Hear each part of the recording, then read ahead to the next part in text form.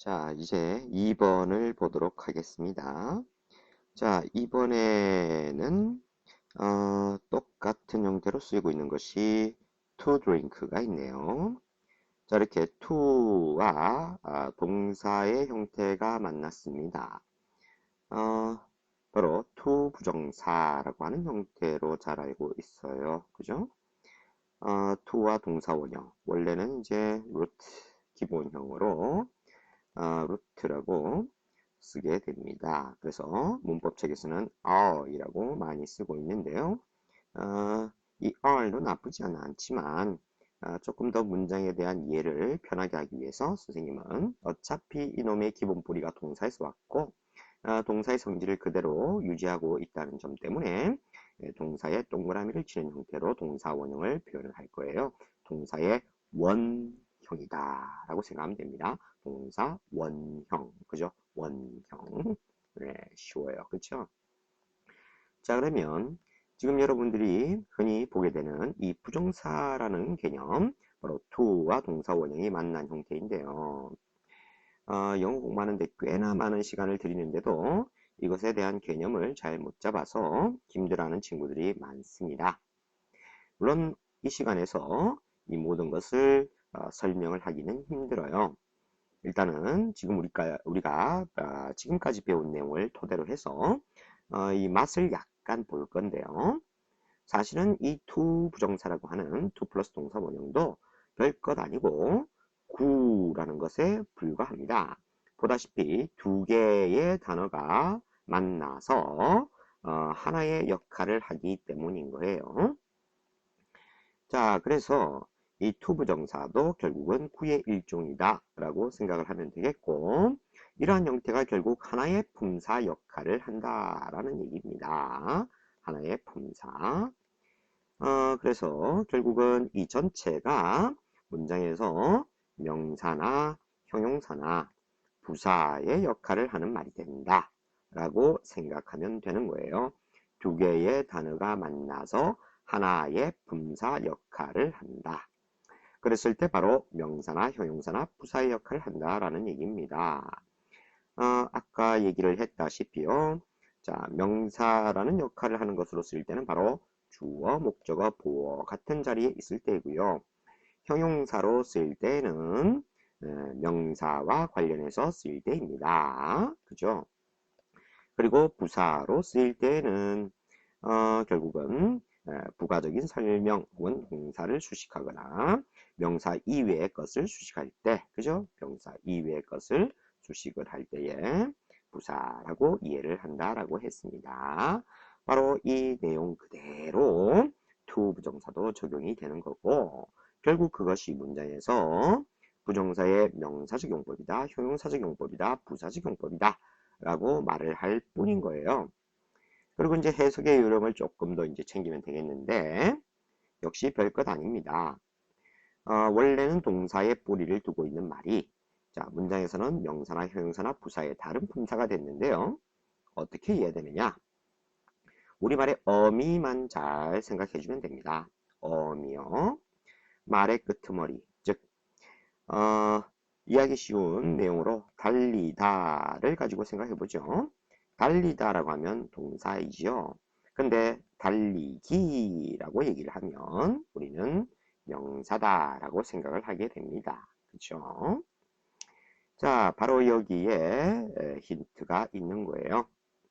우리말에서 뭐 하다라고 끝나는 어미가 뭐 하기라는 어미로 변화가 일어났을 때 결국 동사가 명사로 쓰였다라고 볼 수가 있게 되는 겁니다. 그렇죠?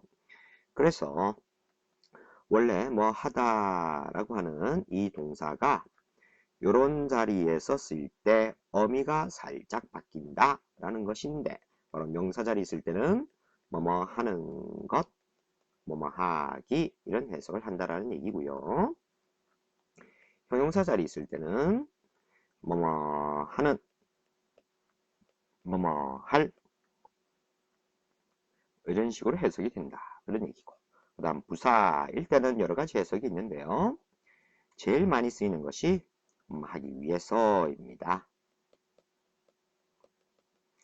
그래서 사실 이 부정사라고 하는 것의 용법인 명사적, 형용사적, 부사적 용법도 알고 보면 결국 자리가 중요한 역할을 하고 그 자리에 따라서 바로 여기에 있는 이 자리들에 따라서 어떤 품사의 역할을 하는가를 우리는 파악하게 되고요.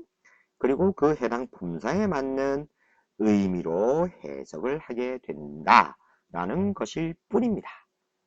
알겠죠? 응? 결국 부정사라고 하는 것의 용법에 대한 이해와 그리고 그 해석의 방법은 우리가 이미 다 배운 거나 마찬가지입니다. 조금 더 세밀한 부분만 나중에 챙기면 어렵지 않아요. 그쵸? 자, 그래서 우리는 지금 정리한 내용을 가지고서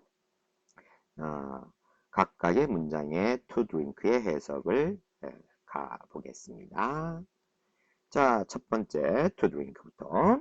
자, 영어에서 첫머리는 대개 주어가 나오는 자리, 주어 자리에 있으니까 명사로 이해할 수 있다라고 얘기를 했습니다. 그래서 to drink라는 형태가 되면은 원래는 drink 하면은 마시다 였는데 어미가 마시는 것, 마시기, 그죠? 예, 마시는 것, 마시기 이런 식으로 이제 바뀌는 겁니다. 별것 아니에요. 그 다음 이제 한 가지만 조금 더 챙기면요. 이런 부정사와 같은 것을 소위 준동사다라고 얘기를 합니다. 그 말은 우리가 그 형태에서 보는 것처럼 동사를 가지고 있다라는 얘기죠. 동작을 갖고 있다. 그 말은 영어 문장에서 주어가 나오고 동사가 나왔을 때 보통 뒤에 목적어를 취하게 된다라고 문장의 구조를 이해를 하게 되는데요. 가장 간단한 형태로 I love you 라고 했을 때 결국 love라는 동사 뒤에 you는 목적의 역할을 한다 라고 볼 수가 있습니다. 마찬가지예요. 똑같은 이해를 하면 된다는 얘기인데 결국 to 부정사의 형태로 나와 있는 이놈을 마치 동사와 같은 맥락에서 이해를 하게 된다면 그 뒤에 나오게 되는 어떤 말은 바로 목적어라고 하는 부분, 즉 우리말의 을이라고 해석하는 부분으로 말을 붙여갈 수 있다라는 얘기입니다. 그래서 이 투부정사 다음에 오게 되는 어떤 말 역시 을이라는 해석을 하면서 말을 붙여가라는 뜻인 거예요. 그래서 drink, 자, 마신다라는 말의 뒤에 오는 이 a glass of milk 이 부분은 결국 drink의 목적어 역할하는 말로 을 하고 붙여가자는 뜻이죠. 그래서 마시는 것, 한 잔의 우유를 마시는 것, 하루에 한 잔의 우유를 마시는 것은 어떻다, 좋다, 건강에 좋다라고 해석을 하게 되는 겁니다. 알았죠? 자, 그래서 우리가 깨끗하게 한번 다시 정리하면요. 지금 eat to drink는 주어 자리에 있으므로 명사라는 품사의 역할을 하는 것으로 이해하고 명사에 맞는 해석으로 마시는 것이라고 해석을 했어요. 그 다음 두 번째 문장 보죠. Give me something 까지만 얘기했다 쳐봅시다. 어때요? 주세요 나에게 동사원형 문도 있으니까 이거는 명령문이죠. 그래서 나에게 주세요 뭔가를. 자, 나에게 뭔가를 주세요. 자, 이렇게 말을 끝내면 어떨까요? 물론 기본 문장 구조는 웬만큼 갖고 있는 것 같습니다. 하지만 나에게 뭔가를 주세요 했을 때 이 뭔가라는 명사 상당하고죠. 대명사도 명사 상당하라 그랬습니다. 그 무엇인가라는 이 명사가 뭐지? 알 수가 없어요. 결국 명사에 대한 뭔가 보충 설명이 좀 더 뒤에 붙어야 된다라는 느낌이죠. 바로 명사를 수식 설명하는 말 뭐라고 그랬습니까? 예, 형용사라고 얘기를 했습니다. 그래서 지금 우리는 이 문장에서 to drink라는 것은 something이라는 이 말이 뭔지 모르는 상황에서 그 명사에 대해서 조금 더 추가 보충 설명이 있다. 그런 위치에서 왔기 때문에 형용사, 그죠? 명사의 앞 혹은 뒤에 있는 말을 형용사다라고 이해한다 그랬습니다. 그래서 이번에는 형용사의 해석에 해당하는 뭐뭐 할, 그래서 마실이라는 해석을 하게 되는 것이에요. 자, 그 다음 세 번째 문장 가죠. He went to the well. 앞에서 봤던 문장입니다. 그는 우물에 갔다라고 해석을 해야 되는 것이지요. 문장 끝나도 됐어요. 완전하게 의미를 전달합니다. 이까지. 자, 따라서 이제 이 투부정사 부분은 문장에서 꼭 필요한 그러한 부분이 아닙니다. 결국 부사의 역할을 하는 것으로 보고 부사의 자리에 있으니까 마시기 위해서 이렇게 해석을 하는 거예요. 그래서 그는 갔다. 왜 갔냐? 마시러 갔다. 마시기 위해 갔다라고 동사에 대해서 부가적 설명을 붙여 놓은 거죠.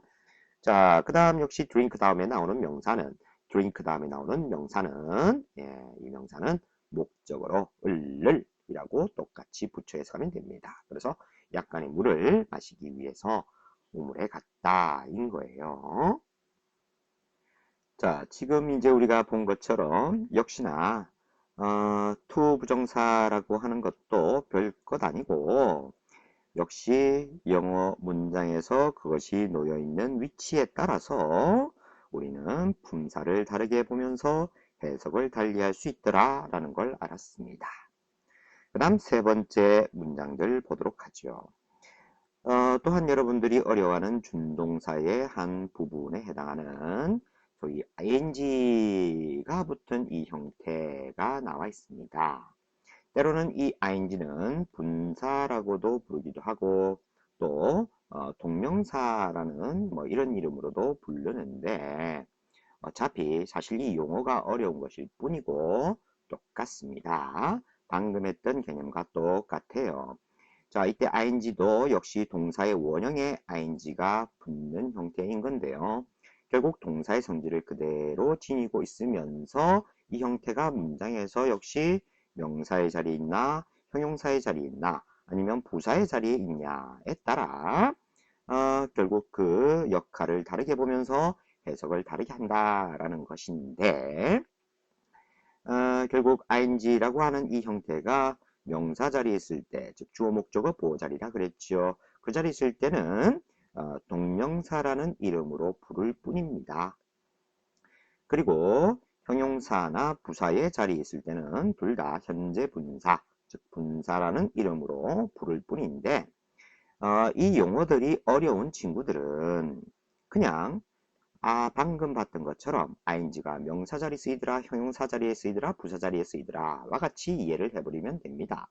그래서 ing의 명사용법 해도 되고 ing의 형용사용법, ing의 부사적용법이라고 얘기를 해도 됩니다. 굳이 동명사다, 분사다 라는 어려운 이름으로 부르지 않아도 좋아요. 지금 당장은 말이죠. 나중에 이제 익숙해지면 우리가 문법적 용어를 좀 더 배우면 여기에는 이 용어들을 써먹도록 하고요. 일단은 조금 어려운 문법 용어에 대해서는 지우겠습니다. 그러면은 이제 명사 자리에 있을 때 해석은 어떻게 되느냐? 방금 우리가 2번에서 봤던 부정사에서 약간의 변화가 있을 뿐이에요. 명사할 때는 똑같습니다. 뭐뭐 하는 것, 뭐뭐 하기라고 해석을 해요. 결국 동사를 명사로 만들어준 거라서 똑같다. 그 다음 형용사일 때는 명사를 수식을 하는 거죠. 명사의 앞부분 뒤에 놓여서 수식 설명할 때입니다. 이때는 뭐 하는 혹은 뭐 하고 있는 혹은 뭐 하고 있는 중인 이런 식의 의미로 해석을 해요. 그 다음 부사일 때는 말이죠. 부가적 설명, 소위 뭐 문법 용어로는 부대 상황의 분사 구문이다. 뭐 이런 얘기를 하는 경우인데요. 동시에 뭐를 하면서 뭐 진행형의 개념이 좀 들어가는 거죠. 뭐 하면서 이런 식의 어떤 동작을 하면서 동시에 부가적으로 어떤 일을 하고 있다라는 뜻인 겁니다. 그래서 한 문장에서 두 가지 동작을 동시에 나타내고 있는 모습이다. 이런 느낌을 가지면 될 것 같습니다. 자, 그 정도로 간단하게 이해를 하지요. 자, 그래서 이제 자리를 보고 이제 판단을 해보면 첫 번째 watching TV는 역시 문장의 첫머리인 주어의 자리에 있습니다. 그래서 명사적 용법이다 얘기하고 그래서 watch 하면은 보다 그러면 이제 명사의 자리니까 결국 보는 것이 되겠죠. 마찬가지 자 준동사는 동사처럼 봐라 동사 뒤에는 목적어다. 그래서 TV라는 부분은 목적으로 watching을 작은 동사처럼 봤을 때 목적으로 TV를 하고 그냥 붙여가는 거예요. 그래서 TV를 보는 것은 might fail, 나쁘게 할 수 있다. 당신의 시야를. 그래서 TV를 보는 것은 시력을 약화시킬 수 있다. 이런 얘기죠. 자, 그 다음 두 번째. The boy, 첫머리 명사 주어예요. 그쵸? 자, 명사의 뒤에 ing가 있네요. 명사의 앞 혹은 뒤에 놓여서 수식 설명하는 말, 바로 형용사라고 했습니다. 형용사일 때는 뭐 하고 있는, 하는 중인. 그래서 결국 보는 중인 소년이죠. TV를, 그죠? TV를 보고 있는 소년은 is 뭐다? 그의 친구다가 되겠습니다. 됐죠? 그 다음, 그는 앉아 있었다. 거실에. 문장 끝나도 됩니다. 완전히 필요 없는 부분일 수 있죠. 앉아 있는 이 동작과 동시에 TV를 보고 있다는 얘기인 거죠. 그래서 TV를 보면서 거실에 앉아 있었다. 보면서 앉아 있었다. 라고 이 동작에 부가적으로 하고 있는 동작을 덧붙여 설명하고 있다. 그래서 부사에 해당이 된다라는 걸 알 수가 있네요. 됐어요. 자, 그래서 지금의 설명들이 이제 오늘 문법적인 용어들이 상당히 많이 사용이 되었는데 말이죠. 그래서 또한 어렵다라는 생각을 하는 친구들이 있을지 모르겠습니다만은 가장 중요한 것은 영어는 역시 단어뿐만 아니라 단어도 그랬지만은 구라는 단어의 모임, 덩어리의 개념에 해당하는 이것들도 문장의 위치에 따라서 품사를 다르게 보는 것이고 그래서 의미를 달리해서 해석을 하게 되는 것이더라 라는 이 내용이 가장 핵심이에요. 그래서 자, 우리는 이 사실을 다시 한번 꼭 기억하자. 알았죠? 네, 여기까지입니다.